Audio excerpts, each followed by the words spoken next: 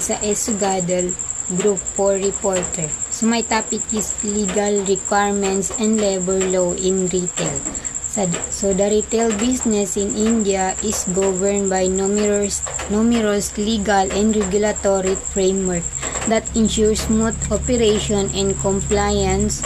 Business must maintain proper record under acts such as the Child Labor Act and the Minimum Wage Act. Licensing and permission are streamlined through a single window interface, which simplifies the process for business operating across different regions. Several labor and employment-related acts, the Employees Provident Fund Act, the Employees State Insurance Act, and the Payment of Wage Act. Among others, these laws are essential for ensuring fair labor practice and proper employee compensation. So, ang legal requirements and labor law in retail business sa India, mahalaga ang pagsunod sa mga batas sa paggawa para mapanatili ang maayos at patas na operasyon. Halimbawa, may batas na nagbabawal sa paggamit ng child labor at may batas na nagsasaad ng minimum na sahod na dapat ibigay sa mga empleyado. So, bukod pa ito, kailangan din ng mga negosyo na kumuha ng mga lisensya at permit para sa legal silang makapag-operate sa kabutihang palad. May tinatawag na single window system na nagpapadali sa proseso sa pagkuha ng dokumentadong ito. So, kasama rin ang mga batas na sinusunod ng mga ukol sa benepisyo ng empleyado gaya ng Provident Fund at Insurance. So, layunin ng lahat na ito ay matiyak na may tamang karapatan at benepisyo ang mga manggagawa. Number 2. Taxation and impact on retailing. So, taxation plays significant role in retail, particularly with the introduction of goods and services tax. GST is a consumer-based destination origin tax that replaces multiple indirect taxes like VAT, CVD, CSAD, and the service tax. It was implemented on July 1, 2017 to harmonize the tax structure across India, making tax compliance more straightforward and efficient. GST is levied on the supply of goods and services and collected at the point of consumption, and also include an electronic cash ledger system of taxpayer, ensuring transparency and ease of payment through various digital methods. Prior to GST, the value tax system was in place from April 1, 2005 at the rate of 12.5%, aiming to boost tax revenue and reduce the trade barriers. So, ang taxation and impact on retailing, malaki ang epekto ng buwis sa retail sector, lalo na sa ipinapatupad na GST o Goods and Services Tax. Pinalitan nito ang maraming lumang buwis gaya ng VAT at Service Tax. Kaya naman mas naging simple ang pagbabayad at pagsunod sa buwis para sa mga negosyante sa ilalim ng GST. Ang buwis ay kinukolekta kung saan ginagamit o kinukonsumo ang produkto. Bukod dito, gumagamit rin ang sistema ang electronic ledger kung saan mas madali ang mga taxpayer na bayarin ang buwis online. Bago ito, gumagamit pa sila ng VAT na may rate na 12.5. Ngayon, mas moderno na ang sistema at transparent din gaya ng gobyerno at sa negosyo. The next is people-oriented nature of the retail business. So retail is inherently a people-oriented business relying heavily on human interaction and services. The front end of retail involved direct customer interaction through employees who manage touchpoints such as greeting, customer assisting with product selection, billing, and after-sales service. These employees significantly shape the customer shopping experience. On the other hand, back-end operation include critical support functions like marketing, human resources, IT, finance, and supply chain management. This team ensure product availability, manage staff and payroll, handle logistics, and oversee pricing. And the profitable both front-end and back-end rules are essential for the semblance, function, and overall success of the retail business. So ang retail ay isang negosyong nakadepende sa mga tao. Mahalaga ang papel ng mga empleyadong humaharap sa customer tulad ng cashier, sales staff, at customer services. Sila ang unang nakakausap ng mga bumibili at may malaking epekto sila sa overall shopping experience. Pero hindi lang sila mahalaga, meron ding nasa likod ng operasyon tulad ng marketing team, IT, finance, and logistics. Sila ang tumutulong para masigurado laging may stock, tama ang presyo, at maayos ang daloy ng produkto. Kapag sabay na maayos ang harapan at likod ng operasyon, mas gumaganda ang takbo ng negosyo. The next is human resources management, function, and practice in retailing. So the chapter of human resources management is retailing discuss the fundamental role of human resources in shaping customer experience and driving success in the retail industry. It begins by emphasizing that the overall impression of customer has of the retail store is heavily influenced not just by purchasing process but also by quality of interaction with the staff. A pleasant and efficient service experience provided by the motivated and well-trained employee is critical in creating customer satisfaction and loyalty. So the chapter highlights the importance of manpower planning and setting retail manpower standard, particularly in India, where retail is one of the largest employee sector, providing job to a significant portion of the population either directly or indirectly. So, ang human resources ay isa sa mga pinakamahalagang bahagi ng retail. Hindi lang basta-basta pagbebenta, kailangan may maayos na pakikitungo sa customer. At dito pumapasok ang papel ng HR. Kapag maayos ang training at motivated ang mga empleyado, mas maganda ang serbisyo at mas satisfied ang mga customer.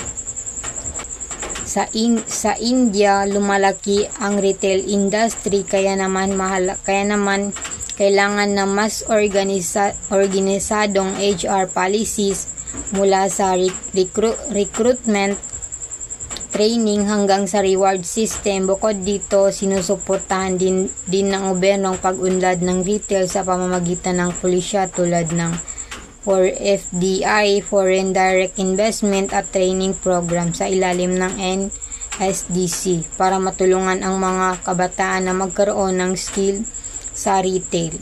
The next is significant HRM function in the retail industry. So the retail industry places a strong emphasis on specific human resources management function, particularly manpower planning, recruitment, and employee motivation, as this directly impact performance and productivity. So sa retail, malaki ang epekto ng tamang HR practice sa performance ng negosyo. Isa sa mga pinakaimportanteng aspeto ay ang manpower planning. Ang tamang bilang ng tao para sa operasyon. Kapag sobra, sayang sa ang gastos. Kapag kulang, apektado ang serbisyo. Kaya naman mahalaga ang naka-align na bilang staff sa laki ng tindahan, oras ng operasyon at dami ng customer na i-consider as a peak season gaya ng holidays, saan mas maraming staff na kailangan. Sa ganitong pagpaplano ay nakakatulong para mapanatiling efficient at cost-effective ang negosyo. The next is work task organization and store positioning. So retail tasks vary widely and include responsibilities like forecasting sales, managing merchandise, training staff, handling customer service, maintaining inventory, and ensuring the store security. Retailers must carefully group these tasks to maximize efficiency and tailor staffing structures to suit the store formats, such as high-end fashion boutique versus self-service supermarket. Store positioning significantly affects staffing need. For example, a high-end store requires more personalized customer service, while a warehouse might function with minimal staff. So, iba-iba ang gawain ng bawat tindahan depende sa klase nito. Halimbawa, ang mga butik na nagbebenta sa mamahaling item ay nangangailangan ng mas personal at mas maraming customer na service staff, samantalang ang mga supermarket na self-service ay pwedeng mag-operate kahit mas kaunti ng tauhan. Kaya naman mahalaga ang organize ng task at responsibilidad ng bawat empleyado. Dapat ang mga management kung paano hahatiin ang trabaho para mas efficient ang operasyon. Ang store positioning o klase ng tindahan ay direktang nakakapekto sa kung ilan at kung anong klaseng staff ang kailangan. The next is key factors influencing manpower planning. So additionally, factor influencing manpower planning include the ratio of manpower cost to sales volume, work shift, holiday and leave entitlement, and the staff availability during peak and off-peak times. Retailer must also consider a customer flow and plan accordingly to maintain service level. The use of manpower information system and audit play a key role in efficient manpower management. This system help track employee performance, attendance, and productivity using metrics like sales per employee or staffing cost per product category. This data support informed decision and improve workplace planning. So, maraming bagay ang dapat isaalang-alang sa manpower planning gaya ng ratio ng sahod kumpara sa kita ng tindahan, mga oras ng pasok, schedule ng holiday at availability ng staff lalo na sa peak at off-peak hours. Kailangan din ng planuhin kung kailan madami ang customer para hindi maapektuhan ang serbisyo. Malaki ang tulong ng mga manpower system at audit para sa masubaybayan ang attendance, productivity at sales sa bawat empleyado. Sa ganitong paraan, mas madaling gumawa ng desisyon kung kailan kailangan madagdag o magbawas ng tao sa branch o department. The next is recruitment in retail. Recruitment is another significant HRM function, particularly due to the goal shortage or trained retail staff in a higher turnover rates. Recruitment aims to attract the right candidate and ensure they are suited to the rules and organization culture. Effective recruitment not only fills vacancies but also enhance a long-term performance by selecting individuals whose skills and attitude match the company's need. A good recruitment process reduces training time, recruitment costs, and win rate, ultimately contributing to the overall efficient and success of retail operation. So, isa sa mga hamon sa retail ay ang mabilis na turnover ng mga empleyado, kaya naman mahalaga ang recruitment process para makahanap ng tamang tao na angkop sa trabaho at kultura ng kumpanya. Kapag tama ang nakuha mula sa simula pa lang, mas konti ang kailangang training at mas mataas ang chance na tumagal siya sa trabaho. Bukod sa nakakatipid, napapabuti rin ang performance ng buong team. Kaya dapat maayos at epektibo ang proseso ng pagkuha ng bagong empleyado. So the last is type of retail employment. So retail businesses employ a diverse range of workers categorized by their roles and employment arrangement. At the core are full-time employees who are integral to the company operation and strategy. Surrounding them are the other form of employment such as apprentice, part-time staff, those under short-term contracts, and individual engaged in job sharing. Many retailers also rely on agency staff for temporary roles and flexibility. Additionally, consultants or retainers are brought in for their specialized expertise, while subcontracted employees handle outsources function like housekeeping or accounting, though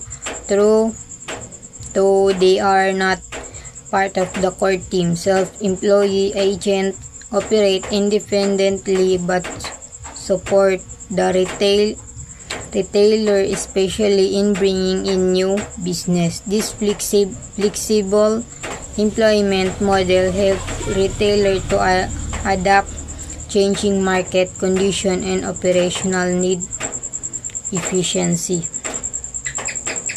So sa retail industry, hindi lang puro full-time na empleyado ang meron. May part-time, may on-call, may short-term contracts, at may job sharing arrangement. Minsan kumukuha rin ng mga agency staff para sa temporary position.